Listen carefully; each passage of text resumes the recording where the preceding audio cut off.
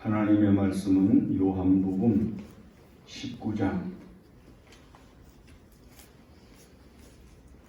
17절부터 22절까지 제가 읽겠습니다. 읽습니다. 그들이 예수를 맡음에 예수께서 자기의 십자가를 지시고 해골 히브리 말로 골고다이라 하는 곳에 나가시니 그들이 거기서 예수를 십자가에 못 박을새 다른 두 사람도 그와 함께 좌우편에 못 박으니 예수는 가운데 있더라. 빌라도가 패를 써서 십자가 위에 붙이니 나사렛 예수 유대인의 왕이라 기록되었더라. 예수께서 못 박히신 곳이 성에서 가까운 거로 많은 유대인이 이 패를 입는데 히브리와 로마어 헬란말로 기록되었더라. 유대인의 대제사장들이 빌라도에게 이르되 유대인의 왕이라 쓰지 말고 자칭 유대인의 왕이라 쓰라 하니 빌라도가 대답하되 내가 쓸 것을 썼다 하니라. 아멘. 예수님 당시에 팔레스타인 즉 이스라엘 땅을 중심으로 하는 근동 지방에는 세 개의 문화가 함께 어우러져 있었어요. 그 첫째가 뭐냐 하면 로마의 정치적인 문화, 정치, 군사, 경제적 힘을 바탕으로 하는 로마의 힘이 지배를 하고 있었고, 그 다음에 두 번째는 헬라, 그리스라고 하는 헬라 문화가 이제 팔레스타인 전체 지역 저변을 휩쓸고 있었습니다. 그래서 이 그리스 문화는 주로 문학, 예술, 철학 이런 쪽에 괄목할 만한 지지와 그리고 성언을 가지고 당시 성경이 신약 성경이 헬라 말로 기록이 될 정도로 모든 사람들의 문화 속에 깊이 뿌리를 내리고 있었어요. 그 다음에 한 가지는 종교인데 그리스 종교도 로마의 종교도 다신론과 신화에 기반을 둔 혼합주의 형태의 종교였지만은 이스라엘 사람들이 믿고 있는 히브리 종교, 여호와 하나님을 유일신으로 믿는 그 종교가 팔레스틴 전역의 모든 사람들의 마음을 사로잡고 있었어요. 그러니까 이 이스라엘 사람들은 이 세 개의 영향 속에 살고 있었던 거예요. 헬라의 문화, 로마의 문화, 이스라엘 사람들의 문화. 그래서 예수님 당시에도 뭐 동전 얘기, 뭐 이런 이야기들은 어떤 때는 로마 동전 얘기가 나오고 어떤 때에는 헬라 동전 얘기가 나오고 어떤 때에는 이스라엘 사람들이 사용하고 있는 그런 동전 얘기가 나오고 이제 그럴 수 있는 거예요. 그러니까 그 이스라엘 땅 팔레스틴 그 지역에서는 로마 돈도 통용이 됐고 헬라 돈도 통용이 됐고 그리고 히브리 사람들, 이스라엘 사람들의 돈도 함께 어우러져서 사용을 했어요. 그러니까 그 당시에 이스라엘 사람들은 단순하게 산 것이 아니라 굉장히 복잡하게 산 거예요. 그 문화 속에서 있던 팔레스타인 지역에서 예수님이 십자가에 못 박혀서 돌아가시게 됐죠. 그래서 이제 골고다라고 하는 곳으로 예수님이 십자가를 스스로 지시고 올라가셨어요. 물론 다른 사람의 도움을 잠깐 받기는 했지만은 결국 예수님께서 십자가에 못 박혀 죽으시는 목적이었기 때문에 십자가는 예수님께서 지신 것이다. 그리고 골고다에 올라가셔서 못이 박히셨어요. 예수님을 십자가에 못 박은 다음에 빌라도가 명패를 써서 위에다가 붙였어요. 거기다 뭐라고 써서 붙였는가 하니 유대인의 왕이라고 써서 붙였어. 이스라엘 사람들 가운데 예수님을 십자가에 못 박아 죽이라고 소리를 질렀던 대제사장들과 당시 종교적인 지도자들, 이런 사람들이 와서 보니까 그 십자가에 유대인의 왕이라고 하는 표가 붙어 있단 말이에요. 당시의 유대인의 왕으로는 헬라에 헤롯 왕이 있고 그랬는데, 아니 거기 보니까 유대인의 왕이라고 하는 표가 달려 있으니까 대제사장 무리들이 빌라도에게 가서 한 말이, 유대인의 왕이라고 하면 안 된다. 자칭 유대인 왕이라. 즉 자기가 스스로 왕이라고 하는 거지, 우리가 그를 왕으로 인정한 것도 아니고 정통이 그를 이스라엘의 왕으로, 유대인의 왕으로 세운 것도 아니다. 자칭 유대인의 왕이다. 그러니까 한마디로 말하면 저건 미친 사람이지, 저건 제대로 된 정신을 가지고 있는 사람이 아니야. 자칭 유대인의 왕이라. 우리가 보통 뭐 그리스도 이야기 같은 것들 할 때 이단에 대해서 뭐라고 그래? 자칭 교주, 자칭 그리스도, 뭐 이런 이야기를 하듯이 그렇게 하라고 그랬어요. 그러니까 이 빌라도가 단호하게 한마디로 거절을 해요. 뭐라고 그래? 내가 쓸 것을 썼다 하니라. 내가 쓸 것을 썼다. 이 말은 빌라도가 예수님을 신문을 할 때 맨 처음에 물어본 질문에서 기인돼요. 예수님이 사람들에게 끌려서 빌라도의 법정에 왔을 때 빌라도가 물어봤어요. 내가 유대인의 왕이냐? 그러니까 예수님이 내가 말하였노라. 네 말대로 내가 유대인의 왕이다.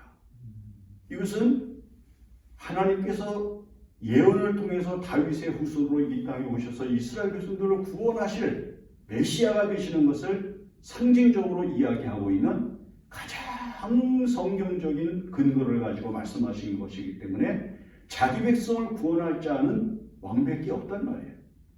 왕의 사명이 뭐예요?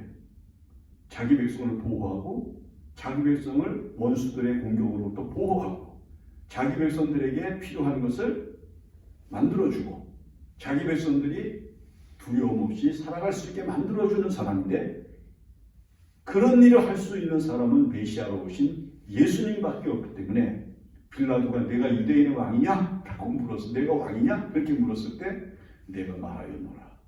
그 말은 그래, 내가 왕이다. 이렇게 말씀하신 거하고 똑같은 거예요. 그래서 빌라도는 그 말을 염두에 두고 유대인의 왕이라고 썼을 것이라고 하는 추론이 가능해지는 거죠. 자, 유대인의 왕으로 오신 예수. 사도행전에서 베드로는 뭐라고 얘기를 하는가 하면, 너희들이 예수를 십자가에 못 박아 죽여서 예수를 너희가 모퉁이의 돌과 같이 버렸는데, 돌과 같이 버려버렸는데, 하나님께서는 예수를 십자가에서 죽은 후에 장사 지낸 것으로 끝내지 아니하시고 다시 살아나게 하심으로 주와 그리스도가 되게 하셨느니라. 이렇게 이야기를 하면서 예수에 대해서 뭐라고 얘기를 하는 거 아니?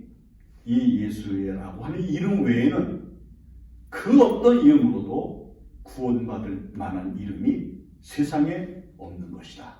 이렇게 베드로가 아주 단호하게 이제 설교를 하죠.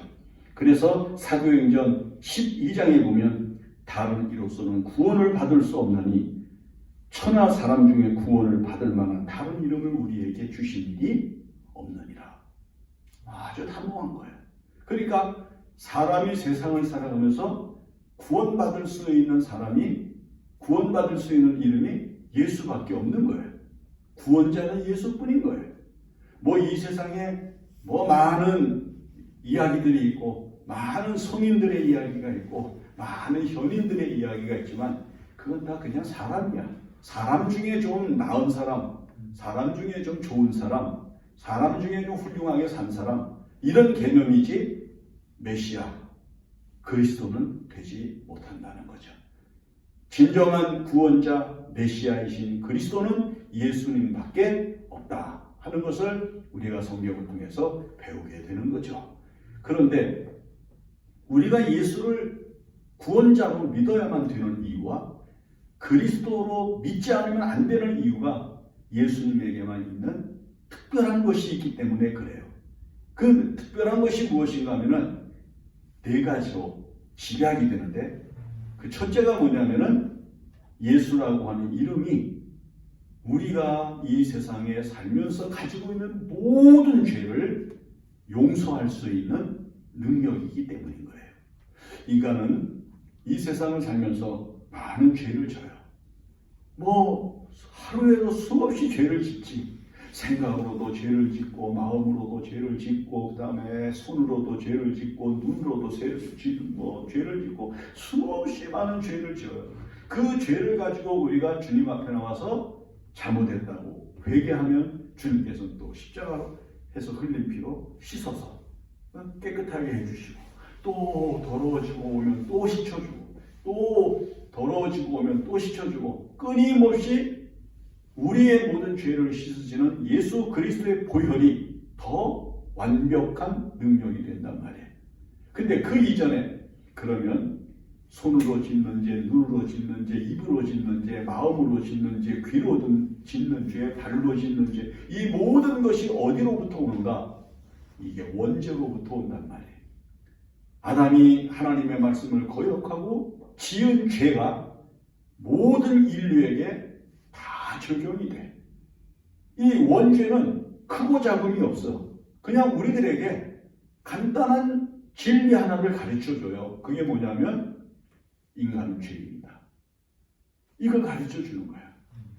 인간이 죄인인데 그 원죄로부터 파생되는 죄들이 인간이 세상을 살아가면서 생명 있는 동안에 짓는 수없이 많은 죄를 만들어내는 거예요. 그래서 인간이 근본적으로 시작을 없애야 뒤에 죄가 문제가 해결이 되는 거예요. 그렇잖아요? 근본적으로 시작이 되는 죄가 해결이 안 되는데 뒤에 죄를 아무리 씻어봐야 그 소용없다는 말이에요.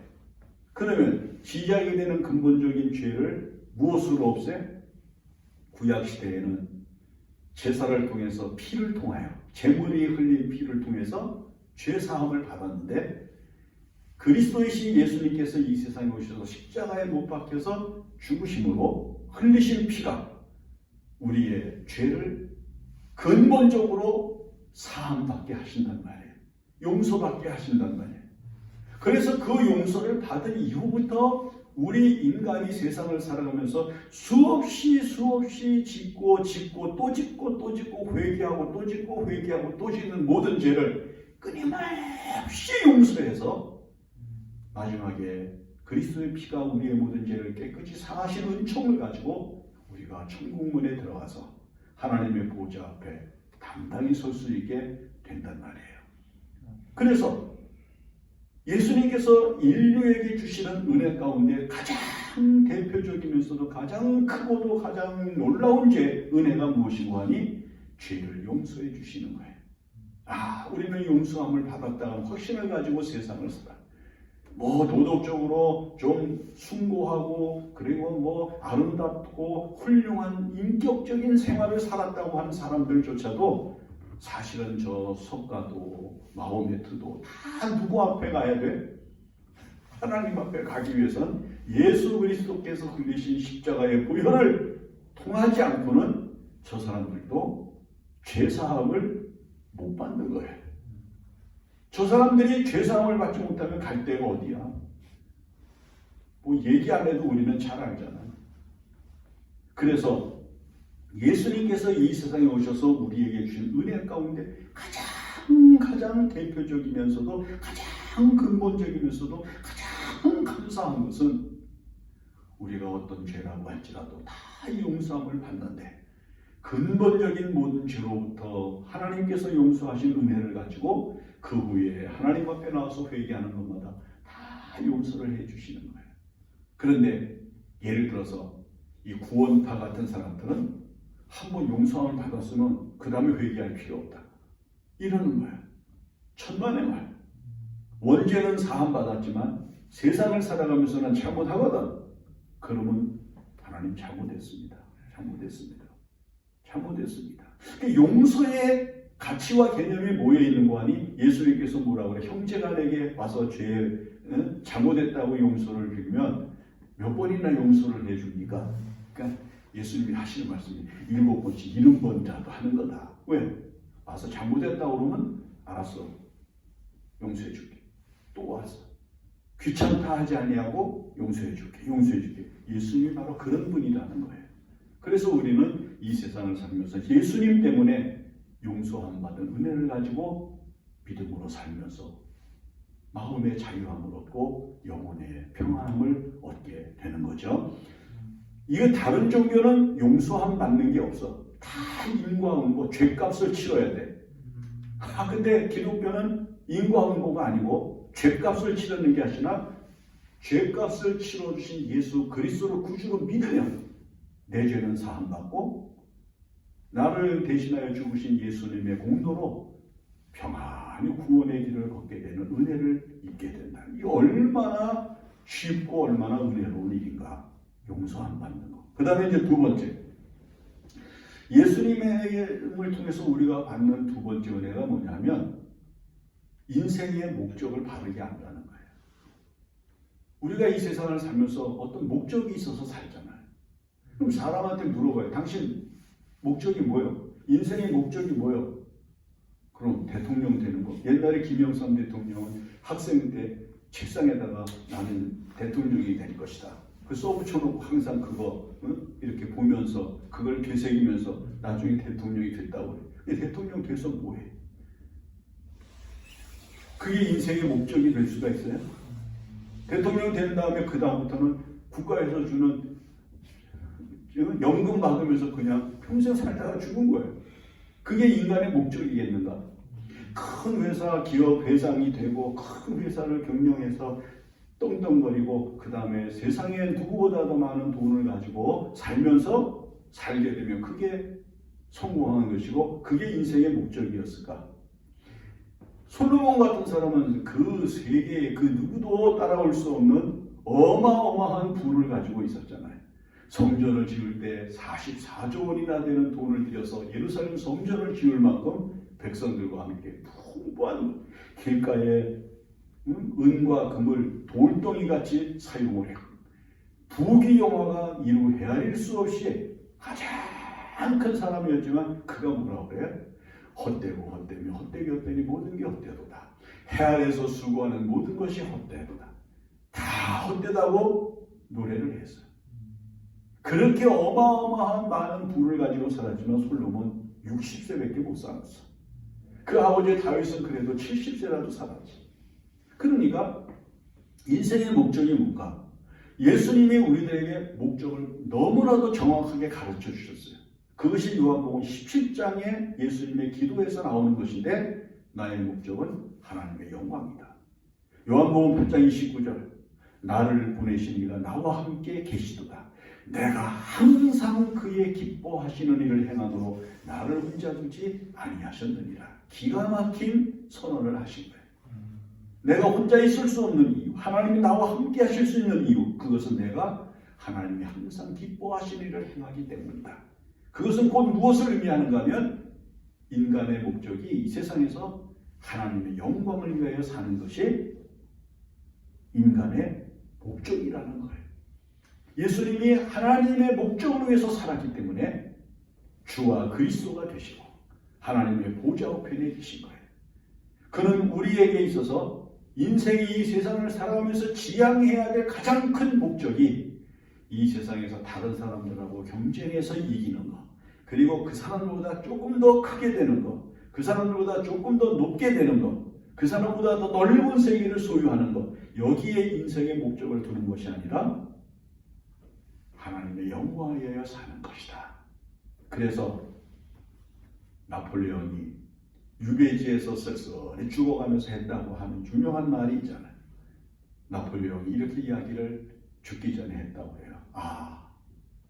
나는 내가 가지고 있는 지혜와 지식과 그리고 내가 가지고 있는 군대를 가지고 전 세계를 나의 것으로 만들어 보려는 노력을 했지만은 나는 실패를 하였다. 그러나 예수 그리스도는 십자가를 가지고 지금도 전 세계를 점령해 가고 있고 전 세계를 지배해 가고 있구나. 이렇게 얘기를 했다고 해요. 이 세상에서 무엇을 위해서 사는 사람이 가장 바른 목적을 가지고 사는 사람이 되는가? 하나님의 영광을 위해 사는 것. 그게 목적이에요. 그래서 우리가 요리문답에서 사람의 제일 되는 목적이 무엇이냐라고 하는 질문에 대해서 뭐라고 대답을 하는가 하면 하나님을 즐거워하는 것, 영원토록 그를 기쁘시게 하는 것, 그것이 인간의 목적이다. 이렇게 이야기를 하는 거예요. 그러니까 우리가 오늘도 하나님의 영광을 위해서 사는 것, 하나님의 영광을 위해 살아가는 기쁨, 그게 있으면 우리는 지금 하나님이 원하시는 진정한 목적을 위하여 사는 거예요. 들은 얘기지만은 어떤 불교의 승려가 그런 얘기를 했대. 기독교를 절대 따라갈 수 없는 거 한 가지가 있다. 그게 뭐냐면 이 기독교인들은 뭔 일을 하다가 굉장히 잘 되면 모든 영광을 하나님께 돌립니다. 이렇게 얘기를 하는데 우리 불교인들은 우리 모든 영광을 부처님께 돌린다를 못한대. 그게 안 된다는 거예요. 왜? 영광을 받으시는 이가 신이기 때문에 가능한 거지 인간은 안 된다는 걸 자기들도 안다는 거예요. 우리는 가끔 우승을 하면 말이에요. 영광을 하나님께. 또 마라톤을 뛰고 와가지고서는 결승점에 들어와가지고 소감을 한마디 하나님께 영광. 옛날에 어떤 개그맨 여자애가 그날 개그맨 신인상을 탔어요. 그 신인상을 주는 시상식에서 소감 한마디 하나님께 영광을. 그랬다가 공영방송에서 하나님께 영광을 돌린다는 말을 썼다고 해서 혼났다고 그러더라고요. 혼이 나거나 말거나 사람의 목적은 하나님께 영광을 돌리는 것이다. 하나님의 영광을 선포하는 것이다. 하나님이 인간의 목적이 되면 인간은 실패하지 않아요. 인간이 왜 세상을 살아가면서 실패하는가? 목적을 하나님의 영광에 두지 아니하고 자기의 영광에 두기 때문에, 자기의 소원에 두기 때문에, 자기의 의지에 두기 때문에 잘하고도 실패를 하는 거예요. 그러나 예수님께서는 이 세상에 오셔서 하나님의 영광을 위하여 십자가의 잔도 피하고 싶었지만은 내 뜻대로 마시고 아버지의 뜻대로 되기를 원합니다. 이렇게 말씀하시면서 단단히 그 십자가를 지실 수 있었던 거예요. 그래서 예수님께서 우리들에게 뭘 보여주셨는가? 사람이 세상을 살아있는 목적이 세상에 있지 아니하고 하나님께 있음을 보여주셨다고 하는 것을 우리들에게 가르쳐주고 있는 거죠. 그 다음에 이제 세 번째가 뭐냐면 예수님만이 이 세상에서 평화의 주인이 되실 수가 있다는 거예요. 오늘도 뉴스를 보니까 2035년까지 중국이 핵무기를 몇 기나 가지게 되는 거 아니 1500기를 가지게 된대. 자, 왜 핵무기를 가지느냐? 평화를 위하여. 이게 지금 전부 핵무기를 가지고 있는 목적이 개발해서 핵무기를 더 많이 만들고 있는 나라들의 목적을 전부 무엇에 두는 거 아니? 평화에 두는 거예요. 핵무기가 있어야 평화가 온다. 힘을 바탕으로 하는. 그런데 핵무기가 많아지면 우리는 성경이 우리에게 가르치고 있는 종말론적인 미래를 바라보면서 이게 언젠가는 하나님이 창조하신 세계를 불바다로 만들 수 있는 요소가 된다고 하는 점을 생각하면서 두려움을 갖는 거예요. 지금까지 만들어 놓은 무기 가운데 사용되지 않은 무기가 없어. 오직 핵무기 하나 일본에 투하된 이후로부터 사용되지 않고 있을 뿐이지 계속해서 핵무기가 각 나라마다 많이 만들어지고 저장되고 있어요. 이게 폭발을 하면 벌써 수년 전에 지금 전 세계가 가지고 있는 핵무기는 지구를 7번 파괴시킬 수 있는 힘을 가지고 있다고 얘기를 했으니까 지금은 뭐 10번도 안 되겠어요? 얼마나 지금 무서운 힘을 이야기를 하는가. 전부 사람들이 무엇을 이야기하는가 하면 힘에 의한 평화를 이야기를 하는 거예요. 내가 힘이 있으면 저쪽에서 못 대든다는 것이. 내가 힘을 가지고 있으면 저쪽에서 나를 섣불리 공격하지 못한다는 거예요. 그러나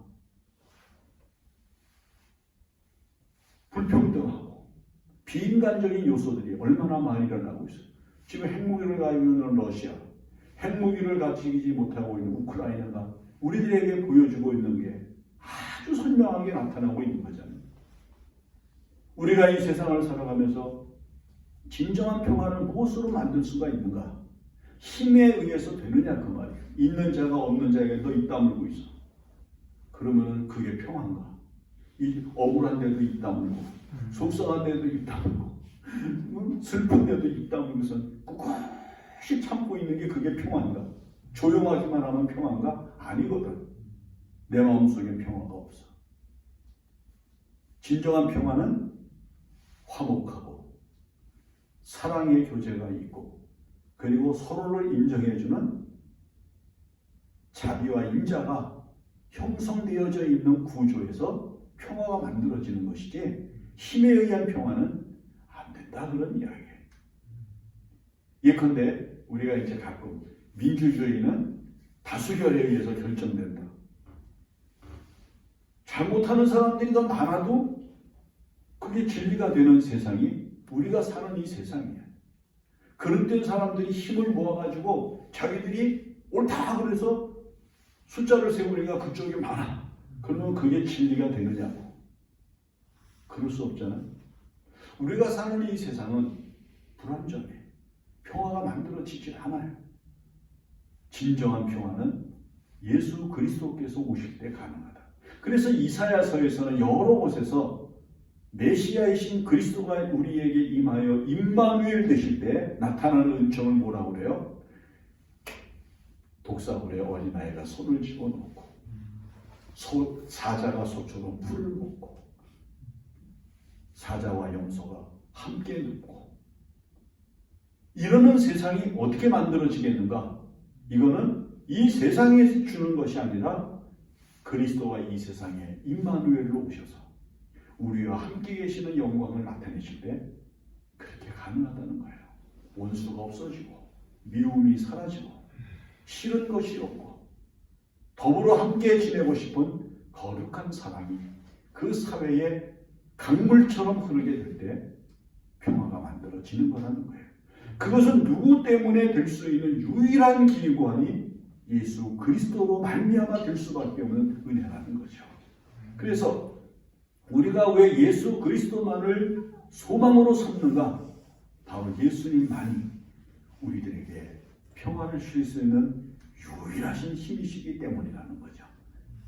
그래서 우리가 이 세상을 살아가면서 다른 힘 이야기하는 사람들 얘기를 들으면 우리 기독교인들은 아이고 저거 참 잘못된 건데 대부분 답이 나와.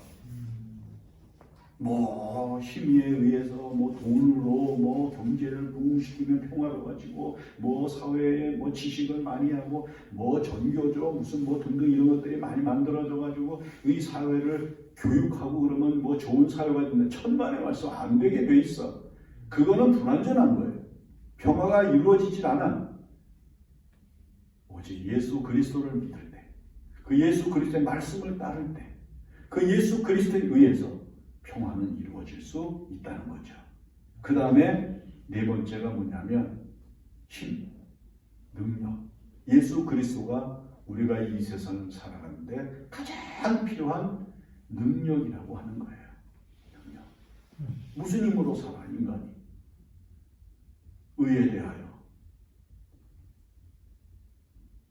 죄를 이길 수 있는 능력으로 그리고 우리가 이 세상을 살아가면서 필요한 모든 것을 나타낼 수 있는 영광에서 예수 그리스도가 능력이 되신다는 것.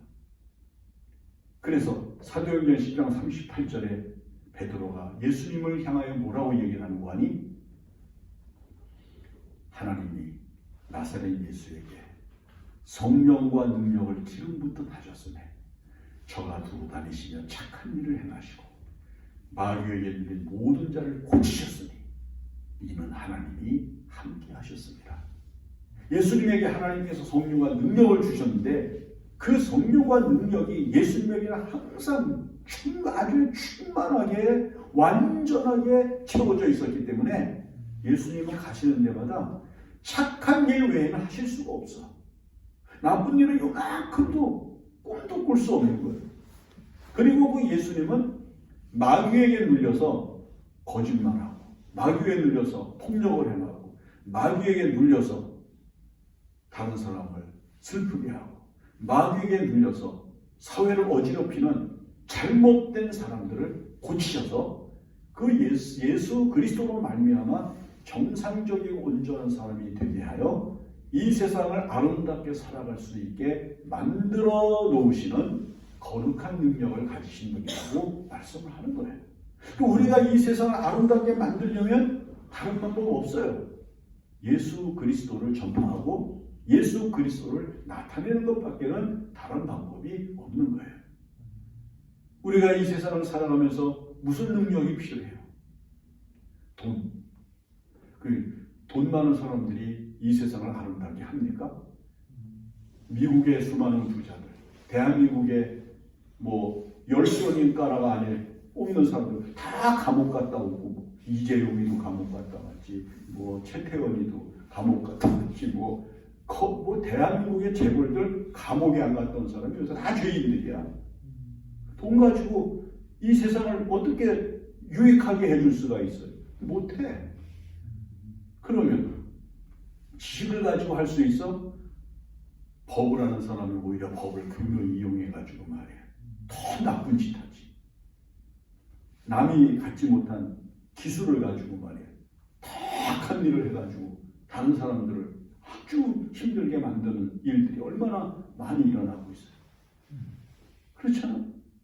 세상에서 가지고 있는 권한을 가지고 참 착하고 좋은 일 했으면 좋겠는데 지금 대한민국이 이게 지금 정치적으로 지금 이슈가 돼가지고 매일 뉴스 나오는 게 뭐예요? 정치 권력 가지고 죄를 범한 사람들 이야기. 이게 검찰이 고발을 한다, 수사를 한다, 경찰이 수사를 한다, 얼마나 지금 시끄러워. 권력을 가지고 있으면 권력을 가지고 백성들을 평안하게 하고 행복하게 해줘야 되잖아. 천만의 말이야. 다 자기들 배 채우고 전부 자기들 원하는 것만 만들어 가지려고 그러지 백성들에게 유익하고 백성들에게 즐거움을 주는 일들이 부족하다고 말이야. 그 진정한 능력은 어디에서 얻어지는가? 성령을 통해서 우리들에게 하나님께서 주시는 예수 그리스도를 통해서 주시는 능력 안에서만 가능하다는 거예요. 갈라디아 5장에서 사도 바울이 성령의 9가지 열매를 쭉 이야기하는 소리를 가만히 들어보고, 그 정치인들한테서 그런 거 볼 수 있어요? 돈 많은 사람들한테서 그런 거 볼 수 있어? 없어. 지식인들한테서 그런 걸 볼 수 있어? 없어. 우리나라에서 세계에서 전부 돈 많고 그 다음에 많은 능력을 가지고 있는 사람들이 전부 자기부터 다 단둘이 해놓고 그 다음에 거기서 남으면 좀 주는 거지, 이 사람들이 자기를 시장하면서까지 모든 사람하고 다 나눠가자고 그래? 그렇게 안 하니까 자꾸 사회주의자들, 공산주의자들이 자꾸 득세를 하고 열불을 내잖아.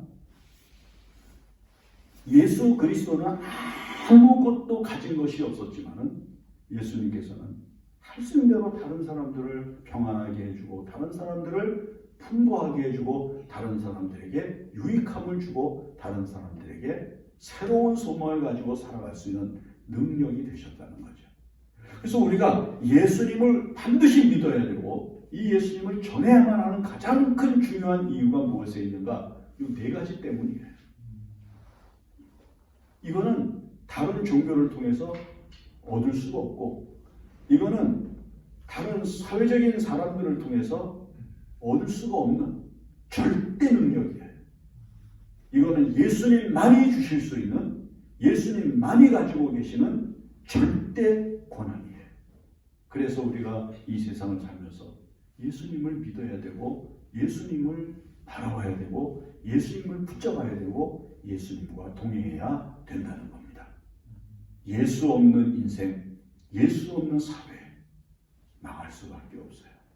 그래서 우리가 오늘 빌라도가 예수님의 십자가에다가 자칭이라고 쓰는 말을 안 썼어요.